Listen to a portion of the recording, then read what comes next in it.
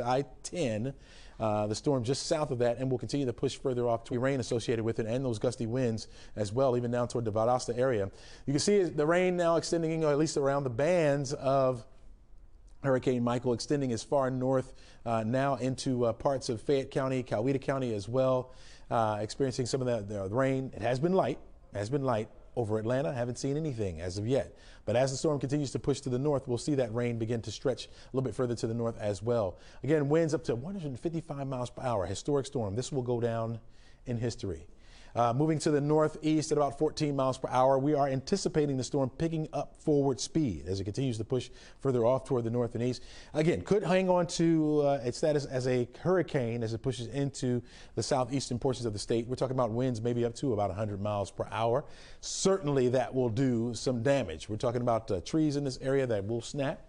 We'll fall on some power lines. We'll have power outages here, also over toward to the east of that as well. Certainly that will be the case. The storm will continue to push further up to the north. Now, I'm going to pause here for a minute because I do want to show you. Notice the line here. It's to the south of this line where we'll see the heaviest rain. We'll also see the strongest wind. So you're talking about the central and southern portions of the state. Looks like it's going really close to the Macon area. We'll be looking at the Atlanta metro area experiencing rain, maybe up to 3 inches in some spots, especially on the south side of town. And then those winds picking up as well. Now, those winds, because it made it up to a very powerful Category 4, we can see the winds around here, maybe up to about 40 miles per hour. And certainly we'll have to be on the lookout for that. The timing for that will be through the overnight, folks, going into Thursday morning. So in the wee hours of the morning on Thursday, we're watching the storm as it passes right past our area, headed over towards South Carolina, and then continuing to push further off to the north into parts of North and South Carolina. Let me break down the timing for you here. Again, we're looking at that storm continue to push further in. Notice how the rain continues to spread further off to the north. You're looking at some moderate to heavy rainfall right on through the overnight. This is according to our model, by 1 o'clock in the morning. We're looking at that very heavy rainfall, even though the Atlanta metro area, most of the heaviest rain will be down to the south and east of the city, where we're expecting those totals to really begin to push up there. Maybe up to about 7 inches, maybe 8 inches of rainfall there.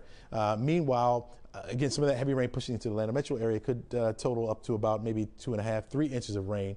It is a quick mover, so this is going to continue to push further off toward the east. By the time you're waking up in the morning, there will be some of that heavy rain around, especially on the east side of town, our easternmost counties as well. By the time you're leaving the house, for those of you that get out about 7 o'clock, 8 o'clock, we'll be looking at that rain ending throughout the area. We'll still have the clouds in place, of course, and the winds will continue to wrap around the system. So even though we'll see our peak winds through the overnight, when you're waking up in the morning, winds will still be on the breezy side. I'm thinking winds still up to about 15, maybe 20 miles per hour. The gusts maybe up to 25 miles per hour, even in the morning, even though the rain has begun to subside. We'll see even the sun before it sets, I believe, on Thursday. According to our model, notice most of the clouds even push away, and so we'll start to see it clear out. Maybe that's about the time that folks will start to clean up. Now, certainly down in the central and southern portions of the state, they'll definitely have to be looking at cleaning up. Of course, we'll be alerting you on any power outages that take place. Finally, some cooler, drier air will start to work its way into our forecast area, which is very good for us, right? We've been waiting for some of that cooler fall-like air to get in here, and so we'll get that after the storm begins to exit. But we still have a long ways to go, folks. And so you're looking at the estimated rainfall amounts. You're looking at from Dalton down through Rome, anywhere from 1 to 2 inches of rainfall. For the Atlanta metro area, maybe 2.5, 3 inches. And then southeast of that is where we're looking at those higher totals to be around. If you haven't done so already, go ahead and download our 11 Live app. That's where you're going to get most of your information sent to you. You get alerts on your phone right there. And also you can mess around with our interactive maps. We're going to pause for a minute, do a live cut in on our air. You can join us there as well, but we'll be back here to stream a little bit later.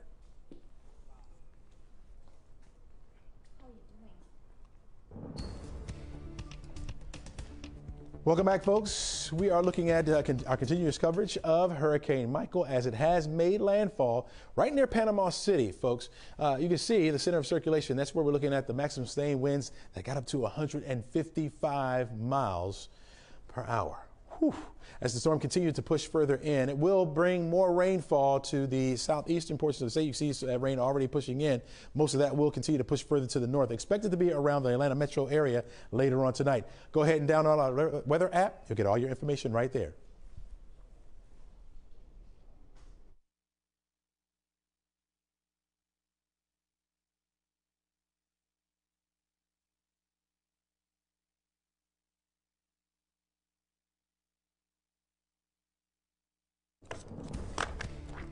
Welcome back, folks, to our live stream of our continuous live stream of Hurricane Michael. We've been watching the storm, tracking it as we go along. We have all of our meteorologists here.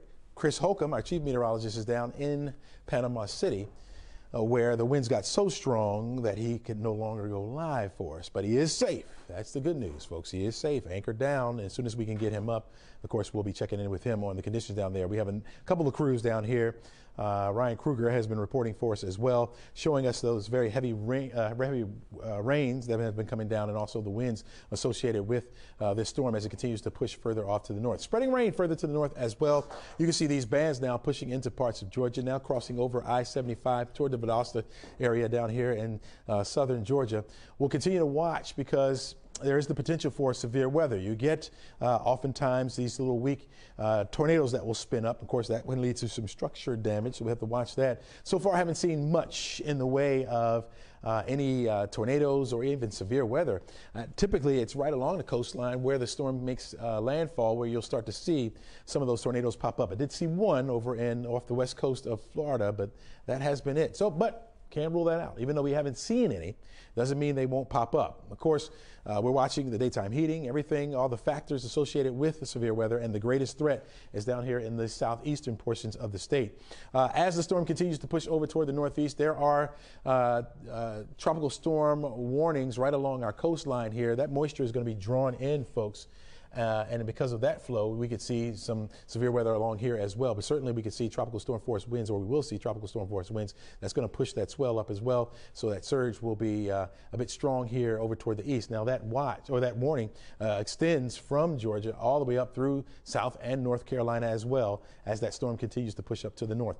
Expecting it to pick up some forward speed. We've been seeing the speeds so far with the storm moving to the northeast at about 14, 15 miles per hour as it begins to pick up speed. And the speed, I think, is a good thing in this particular situation, because if it just prolongs itself, that's all that rain in one particular area. Even though it's going to dump a lot of rain, if it was any slower, it would be even more, or we see higher totals around.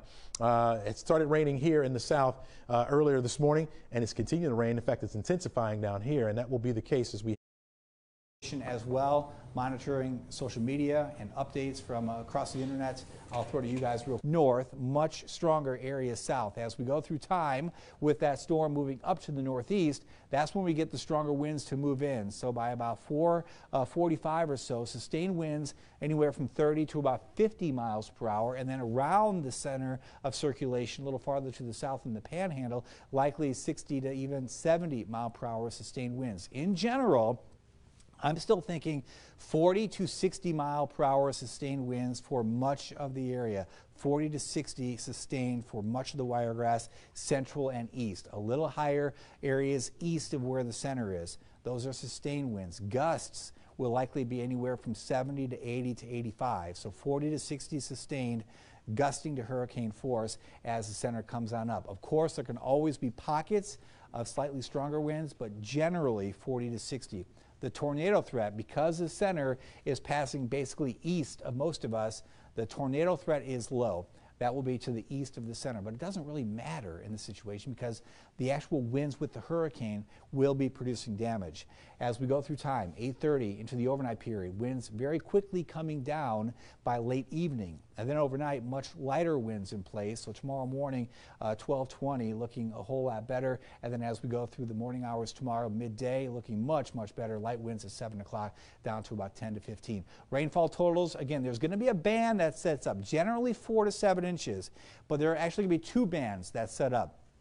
One band with that pivot point, which is coming out through Panama City, that western and northwestern eye wall, because that's kind of the pivot point where you get a little more rainfall because you get a longer duration of the rain. So that will likely set up, it looks like it's setting up from Panama City, probably up through the central and eastern part of Houston County, and then up through Early County. In that band there, which will include parts of Jackson County, the models were indicating anywhere from 8 to 11 inches of rain. So I would not be surprised in that band where the western and northwestern eye wall tracks 8 to 11 inches. We think about our farmers, we think about the cotton crop, and we think about the peanut crop and the time of year. In those bands, that's a bad scenario. Generally 4 to 7 inches of rain as we head through time. All right, we have some more information to pass along to you. I'm going to begin by tossing it back to the news desk with Lisa Sakassi. No, wait. Lisa's second. Devin's got the mayor on the phone. We've got a lot happening here. Devin, over to you. That's right. We do have a lot happening because we are going to be here for the long haul. We are keeping you covered throughout the storm and then even after. I have Dothan Mayor Mark Saliba on the after. I have Dothan